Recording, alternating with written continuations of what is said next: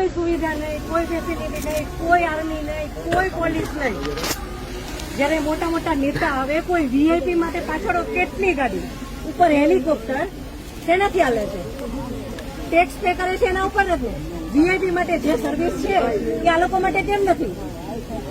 હું નીચે આર્મી કેમ્પમાં ચિલ્લાઈને કહેતી હતી કે ઉપર કેટલા લોકો જખમી છે, તમે લોકો જલ્દી કંઈક કરો. અમે ઉપરથી પડતા આખડતા નીચે ઉતરતી હજી ઉપર કોઈ ફેસિલિટી ગઈ નહોતી. ઉપર આટલું બધું થઈ ગયું હતું, નીચે આર્મીને ખબર કેમ ન પડી કે ઉપર આ થઈ ગયું છે? આતંકવાદી અમારી સામે આવીને ગોળી મારી જાય છે.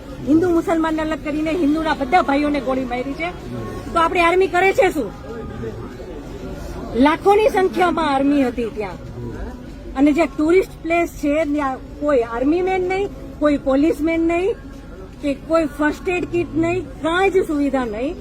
એમાંથી એક આર્મી મેન એવું કહે છે કે તમે લોકો ઉપર ફરવા શું કામ જાઓ છો? હવે તમે મને એ વાતનો જવાબ દો. જો આ રીતનું હતું તો તમે અમને જવાબ શું કામ દો છો? નહીં, હવે મારા ઘરનો સ્તંભ વયો ગયો છે. હવે તમે મને પાછો આપો, મારે બીજું કઈ ન જોઈએ. આજ પછી કોઈ દિવસ કોઈ વોટ જ નહીં કરતા. જો આપણી ગવર્મેન્ટને પોતાની જ સુવિધા રાખવી છે. તમારા પાછળ કેટલા વીઆઈપી હોય છે, કેટલી ગાડીઓ હોય છે. તમારો જીવ છે. આ ટેક્સ પે કરે છે એનો જીવ નથી. આ છોકરાઓનું શું? આનું ભવિષ્ય શું? આને ડોક્ટર બનાવી છે, આને એન્જિનિયર બનાવો છો, હું કઈ રીતે બનાવીશ? નહીં, મને ન્યાય જોઈએ. મારા છોકરાનું ફ્યુચર ખરાબ ન થવું જોઈએ.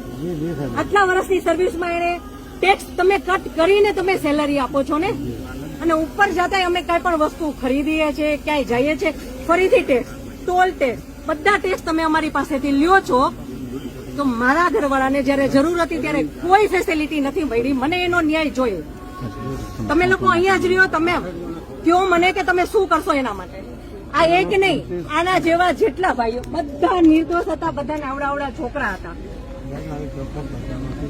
નહીં, સરકાર ખાલી કહે છે કે અમે કરશું. આ બધું બની ગયું. આ બધાને હોસ્પિટલ ખબર નહીં શું ફેસિલિટી મળી ન મળી.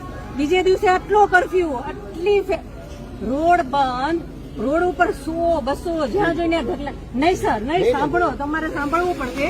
જયારે બધું પતી જાય પછી આપણી ગવર્મેન્ટ આવીને ફોટા પાડે છે કે અમે આર્મી ઓફિસર અહીંયા હતા, પોલીસ અહીંયા હતા, નેતા આવ્યા છે.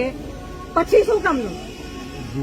અને આર્મી ઓફિસર એવું કેમ બોલી શકે કે તમે લોકો ઉપર જાઓ છો શું કામ ફરવા? અને ત્યાં એક બોલ્યો તો બાકીના બધા સાંભળતા હતા, તો કોઈ કઈ ત્યારે કેમ ન બોલ્યું? અમે ત્યારે એમ બોલ્યા કે આર્મી મુર્દાબાદ, કે આર્મી હાય હાય, તો અમને પકડીને કેમ અંદર ફેંકી દે છે?